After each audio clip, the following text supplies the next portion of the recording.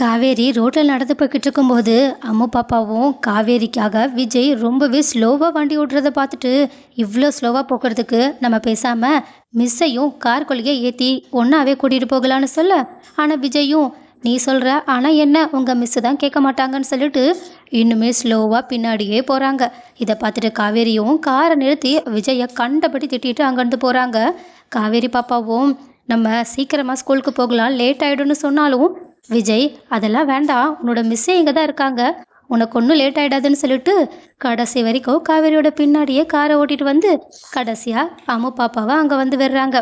அப்போது அம்மு பாப்பாவும் மிஸ் வாங்க ரெண்டு பேரும் ஒன்றாவே கிளாஸ் ரூம்குள்ளே போகலான்னு சொல்லிட்டு ரெண்டு பேரும் ஒன்றா போகும்போது அவங்கள பார்த்தா பிரின்சிபலும் உங்ககிட்ட கொஞ்சம் பேசணும்னு சொல்ல காவேரியும் அம்மு பாப்பாவை அங்கேருந்து அனுப்பி வச்சுட்டு பிரின்சிபல் கிட்ட சொல்லுங்கள் மிஸ்ன்னு சொல்ல பிரின்சிபலும் எனக்கு தெரிஞ்சு நீங்கள் அம்மு மேலே ரொம்பவே பாசமாக இருக்கீங்கன்னு புரியுது, ஆனால் நீங்கள் இப்படி பார்ஷாலிட்டி காட்டுறது கொஞ்சம் கூட சரி கிடையாது.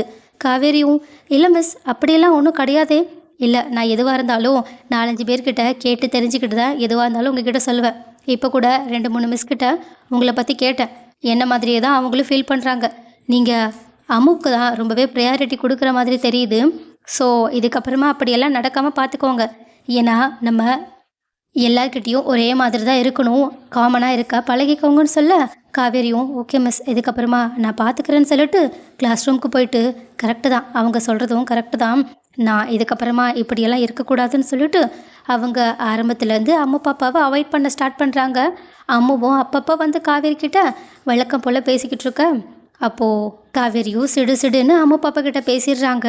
இதை பார்த்தா அம்முவும் என்ன மிஸ் நான் இன்னைக்கு காலையில் அப்பா கூட வரும்போது உங்களை அப்பா டென்ஷன் படுத்திட்டாங்க தானே, அதனால தானே நீங்கள் என்கிட்ட இவ்வளோ கோபமாக பேசுகிறீங்க, பேசாமல் இதுக்கப்புறமா நான் அப்படியெல்லாம் பண்ண மாட்டேன்னு உங்களுக்கு ப்ராமிஸ் பண்ணி தரவா, வீட்டுக்கு போயிட்டு நான் எங்கள் அப்பாவுக்கு 2 அடி போடுறேன், நீங்கள் என்கிட்ட நார்மலாக பேசுங்களேன், அப்புறம் ஸ்கூல் விட்டு போகும்போது கூட நானும் உங்கள் கூடயே வரேன்னு சொல்லிட்டு சொல்ல. ஆனால் காவேரியும் இங்கே பாராமோ அப்படியெல்லாம் வர முடியாது, நீ உங்கள் வீட்டுக்கு போ, ஏதோ 2 நாள் ஸ்கூல் லீவாக இருக்கனால நீ வந்த, நேற்று என் பர்த்டேனால வந்த, இன்னைக்கு எதுக்காக வரணும், உன்னை கூப்பிட்றதுக்காக உங்கள் அப்பா வருவாங்க, இங்கேயே வெயிட் பண்ணுன்னு சொல்ல. காவேரியும் இப்படி சொல்கிறத கேட்ட அம்முவும் ரொம்பவே சோகத்தோடு அங்கேயே தனியாக நின்றுக்கிட்டு இருக்காங்க. ஆனால் இதை பார்த்த காவேரிக்கோ என்னதான் அம்மு மேலே பரிதாபமாக இருந்தாலும் நம்ம இதுக்கு மேலே இப்படியெல்லாம் நடந்துக்கக்கூடாது, அது ரொம்பவே தப்பாக இருக்குன்னு சொல்லிட்டு அவங்க அம்முவை அங்கேயே தனியாக விட்டுட்டு கிளம்பி போயிடுறாங்க. ஆனால் கொஞ்ச நேரம் கழிச்சு அங்கே வந்த விஜயும் அம்மு அங்கே இல்லாததை பார்த்துட்டு ஒருவேளை காவேரி கூடையே கூட்டிகிட்டு போயிருப்பாளோன்னு டென்ஷனே இல்லாமல் காவேரியோட வீட்டுக்கு போயிட்டு அம்மு எங்கன்னு கேட்குறாங்க. ஆனால் காவேரியும் அம்முவா நீங்கள் தானே கூப்பிட போவீங்க, என்கிட்ட வந்து கேட்குறீங்க, இல்லை மிஸ் அவங்க கிளாஸில் இல்லையே, ஸ்கூல் ஃபுல்லாக நான் தேடிட்டேன், அங்கே இல்லையே, நீங்கள் கூட்டிகிட்டு வந்திருப்பீங்கன்னு நான் நினச்சேன், இல்லை நான் அம்முவை கூட்டிகிட்டு வரல, அங்கேயே விட்டுட்டு தான் வந்தேன், அவள் உங்களுக்காக அங்கே தான் வெயிட் பண்ணிக்கிட்டு இருந்தான்னு சொல்லிட்டு வேகமாக மறுபடியுமே ஸ்கூலுக்கு வந்து வாட்ச்மேன் கிட்ட கேட்டால் ஆமாம் இங்கே ஒரு பாப்பா ரொம்ப நேரமாக நின்றுக்கிட்டு இருந்துச்சு, அப்புறமா காரில் வந்து யாரோ கூட்டிகிட்டு போனாங்களேன்னு சொல்கிறாங்க. இந்த விஷயத்தை கேட்டுட்டு 2 பேரும் பதறி போகிறாங்க.